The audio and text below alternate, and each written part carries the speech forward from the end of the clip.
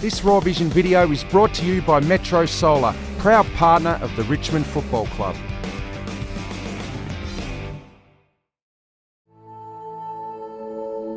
Well, I always remember the first day I walked into the place and Wayne Campbell had greeted me at the door. I think he must have drawn the short straw because he wouldn't have done that at the tank. But it was great to have him straight away welcoming me into the group. And 2001 we did have a good season. Made the preliminary final. Obviously, I wasn't part of. I didn't play that year, and I wasn't part of the final series. So that was always a real disappointment for me. It's so tough to get there. There's so much hard work to be put in to be able to just get an opportunity to play in final series, and unfortunately I've learnt that firsthand over my 15 years I've been here. Terry Wallace, wonder how he's feeling. Collingwood president suggesting after the round one debacle that by round three, if things hadn't picked up, he could be well and truly under the pump. Of course it's not easy if you've got this much scrutiny around you, and there's so much attention on your football club, and you hear your coach getting bashed and your players getting bashed in the media. It's difficult, but my role in the club is to keep the players calm and just let them know that it is round three, and we can fight through it. There's a lot of disappointed fans out there, and I can understand that, and they've got every right to be disappointed. I haven't played finals football yet. I want to play finals football. I want to be in a successful team. I want to be captain of a successful club at Richmond. We've got a lot of pride, there's no doubt, and we're going to play with a lot of passion this week, and as long as I'm captain, that's going to be something that's going to be in the forefront of the minds of all the players. Yeah, it was a tough sort of opening year as captain. There was a fair bit going on. Ben Cousins obviously coming to the club too, so the club was under a microscope a fair bit. But yeah, it was great to still have a lot of the older guys there to sort of guide me, and I was still really raw.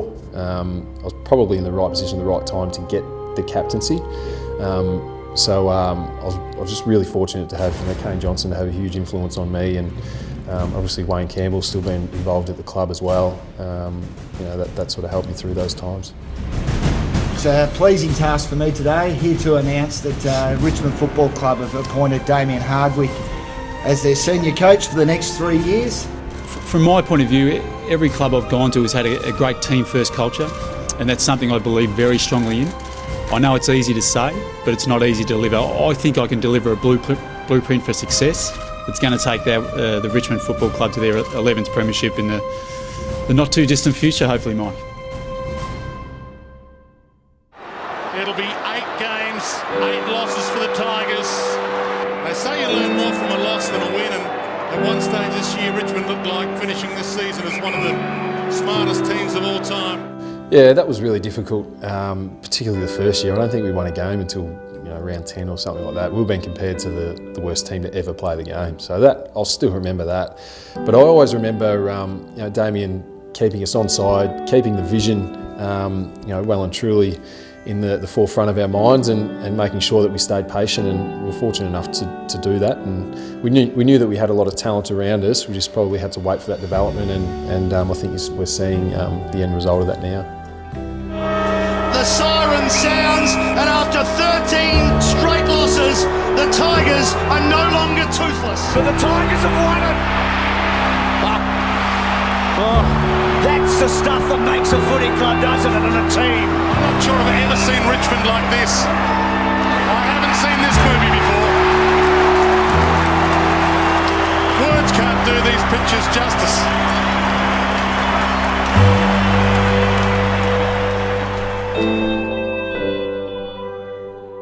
It's probably something that I have been thinking about for a little while. It's a decision that I didn't take lightly, and something that I put a lot of thought into. I remember when I first took over, and I told the boys, Walker said to me, how are you feeling? And I said it was a bit of an honour. And he just shook his head and said, no, it's not an honour yet. It's a responsibility. I feel like we've laid some really strong foundations with our culture, and I think we've come a hell of a long way without the results. To lead you boys out is, I'd probably say now, Walker, it has been the greatest time of my life. You don't understand the feeling you get when you got 21 of your mates trying to do their best for you, and I will miss it. I've had the privilege of being captain for 4 years, and I think that whoever takes over this role can lead the boys into the success that I think is coming, and I think from next year onwards we'll play finals and be a really successful team.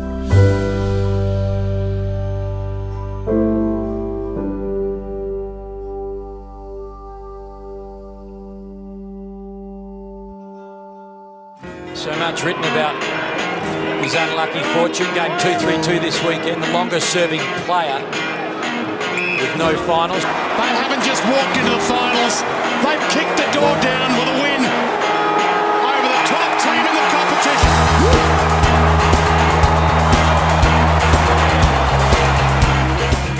I'll never forget the first final that we played, and the crowd that was there and the noise. Despite the result, I'll always sort of have that memory and that roar of the Punt Road end. And then, obviously last year is last year. I'll never forget that patch of football where we strung all those wins together.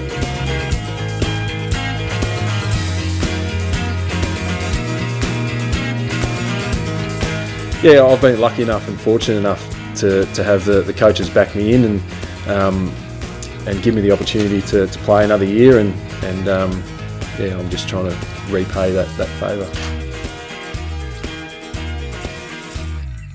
For whatever reason, my heart accelerated over 200 beats per minute, which is pretty quick, and just sort of struggled to breathe and started to see black spots and all those sorts of things, and then we sort of struggled to calm the heart rate down.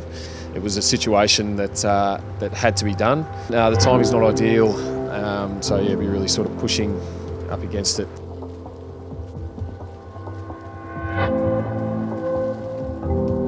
As I mentioned earlier, good to see him back. Hasn't played since round 6. Just watching Newman, guys, the veteran who just looks like he might have a bit of cramp, just hobbling off at the moment. He's down on the ground for a few seconds. He's getting a bit of a massage there, so the old bones coming towards the end of career. Just a little bit of cramp for Newman. The former skipper, guys, Chris Newman, has just chucked the red vest on. Had a bit of tightness last week, so maybe a bit more management for Newey. What lies ahead for Chris Newman? 4 years as skipper. His first final, Tim, he had to wait 233 games. He lost to the Blues here at the MCG and then to the Power last year at the Adelaide Oval. He's been a great captain for this club through some of their darker days, and he handed that on to Trent Cotchin, and I think he's been a bit of a mentor for him as well, so announcing his retirement this week after a wonderful career. I always entered this season with a bit of an open mind, but always in the back of the head sort of knowing that things would have to go extremely right for me on field to go on again. And my body and my mind are pretty good, but I just felt at stages this year that the game had probably passed me by a little bit. If I went ahead next year, that I wouldn't be capable of playing anywhere near my best football, and it just wouldn't be the right thing to do by the team. I kind of still do pinch myself a little bit. I would never have thought that I would play AFL really, and to captain, the Richmond Football Club is just mind-blowing really when I think of it.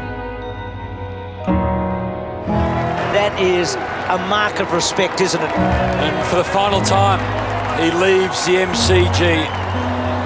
A sad way to finish. Captain of 4 years, 3 finals in a wonderful career. I have been through my ups and downs, but I think it's never as bad as it seems, and you reflect on some of those down times, but there's been so many ups throughout my career, and I've been so fortunate to be at the one club and to meet the people that I've met throughout my time here has just been extremely humbling. I am really fortunate, and I do mean it every time I speak about it. We've always had respect for the jumper. We've never let the jumper hit the ground. All those sorts of things have contributed to my passion for the jumper. Extremely lucky to have worn the jumper. I'm really appreciative of that.